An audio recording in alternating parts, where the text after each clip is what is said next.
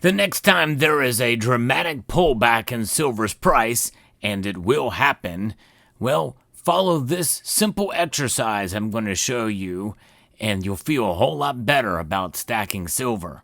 I'll explain as we explore.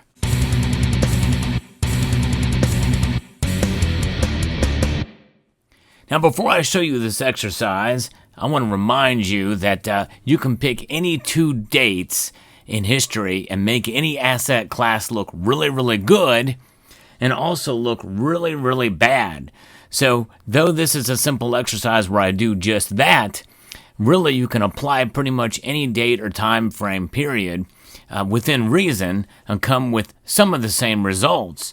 So in other words, you have to look at the numbers, look at a range of time, and preferably it'd be good to take a look at a time frame where it makes sense to you to hold silver for any length of time. Now, before we get too far into this, I want to thank Summit Metals for sponsoring the channel. They're a great company, one of the fastest growing bullion dealers on the planet right now, and they're really making a name for themselves, so check them out and experience their great customer service and fast shipping for yourself over at summitmetals.com. So silver, indeed, is a metal that has been used as money for most of civilized history. And really, it's only until recently where it has not been used as money. And it is commodity money. It is what I refer to as a sort of dormant money in that aspect, because under Article 1, Section 10 of the Constitution, well, silver indeed is still known legally as money, which is why many states across the country have recognized it as such. But notwithstanding, you see here this dollar bill has $1 denomination on it, as does this 2010 Silver Eagle. It says $1 on it. That's right. That means, in theory, you could take this into any institution and spend it as if it were just $1. Of course, you'd be a fool to do that for the lesson and the exercise I'm about to show you now.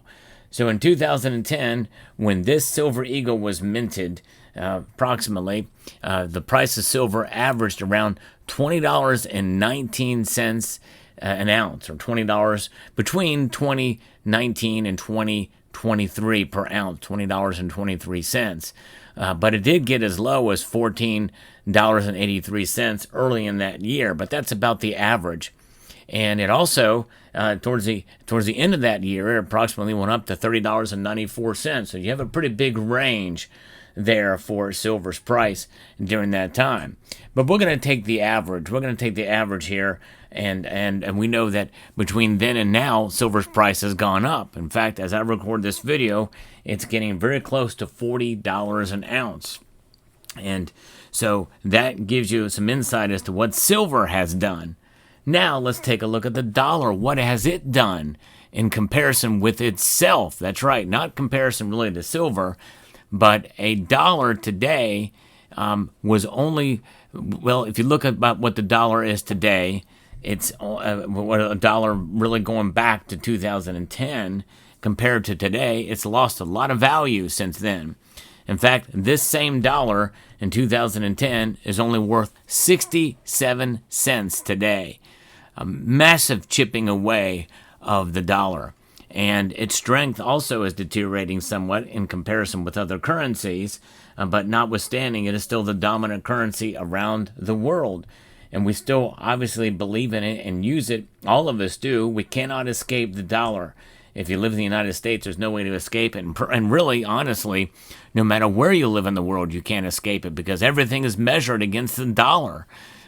Hence why the International Monetary Fund set up that measure of strength of the DXY against other currencies around the world. And so, really, that's the lesson I'm showing you here, even though I picked two dates, 15 years, which is probably likely almost a generation, and likely the average time most probably will hold silver before they liquidate a good portion of it or some of it. Hopefully it'll be longer for more of you, but I think that's a good stretch of time to be able to weigh what silver's price could be or would be and compared to the dollar. Now, obviously, we could also have picked the ultimate high in 2011 when it reached almost $50 an ounce, And still, the lesson would still be the same. Because even though the price of silver will have dropped from that peak, and that, again, that was an anomaly and really shouldn't be used, the dollar has fallen as well, more so than silver. So that really kind of puts it into perspective. Because again, you can pick any two dates for any asset class, but when you interject two asset classes, the dollar and silver, silver is going to win every time. And it's not necessarily winning as an investment, it is winning as a hedge against inflation, against the irresponsible spending the government does that causes the Federal Reserve to print more of these dollars. That is what causes inflation. And they print more of them because you can't tax your way into meeting the demands of what the politicians vote for and for spending. And so therefore, that means that you have to create more dollars and you have to spend more dollars, and that creates deficit spending. You're spending more than you're taking in, and you got to print it out of thin air or digitize it in most of the cases here. And that has caused inflation, which has led to silver really maintaining its value when it's all said and done. That's really what it's about. Silver is an asset class that maintains its value over the long course of time. There's rocky roads in between that time where silver may not preserve your wealth in a given period of time. And one can make a very cogent argument that was the case in the middle part of the last decade. In between 2010 and 2019 and 20, silver was a pretty stagnant metal, and it really was tough to make the case that it could have preserved your wealth. But when you utilize dollar cost averaging and you enhance it somewhat by buying a little bit more when the price dips dramatically, and maybe a little bit less or maybe not at all when the price spikes dramatically, in the end, you're going to break even at the very least and maybe even come out ahead. But you also have to take into account, and this is very important, the premiums that you pay for the physical silver holdings in your hand. This Silver Eagle costs a premium, and that premium is a tough pill to swallow, especially during times of market inequality or market shocks, which is what we saw during the silver squeeze movement in 2001 and 2022. And even now, even more recently, when the silver price spiked up and a lot of people were selling it, if you were going to sell this, you're going to get much back of spot, even for Eagles in some cases. There's some local coin shops that aren't even taking any kind of buybacks at this point in time. Summit Metals, though, and other online bullion dealers are. In fact, Summit Metals has basically they have redesigned and upgraded their sellback page. You should check that out and see what the prices they are paying. And if you mention my name in contact with them, they might be able to give you a little better deal on whatever you want to sell back to them. So I don't encourage selling generally, but I know there are times when people need to do it, or they can take advantage of an uptick in price and profit on some. Notice I said some of their stack. So keep that in mind. But nonetheless, silver is a much better proposition than a fiat currency because this is unsound money. It's bad money because it loses value by design every single month and every single year. For the most part, every single month. There are some exceptions, but very, very few. It's a losing proposition to hold dollars. And by the way, I encourage you to hold some dollars to protect your stack for the most part. We need to hold dollars.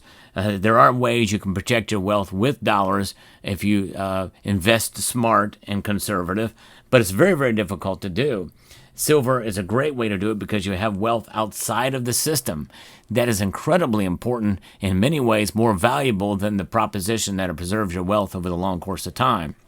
And so when you come to that level of understanding, then it becomes paramount to have this sense of what it is to live in a world where things are changing dynamically and from one day to the next, especially with regards to the markets.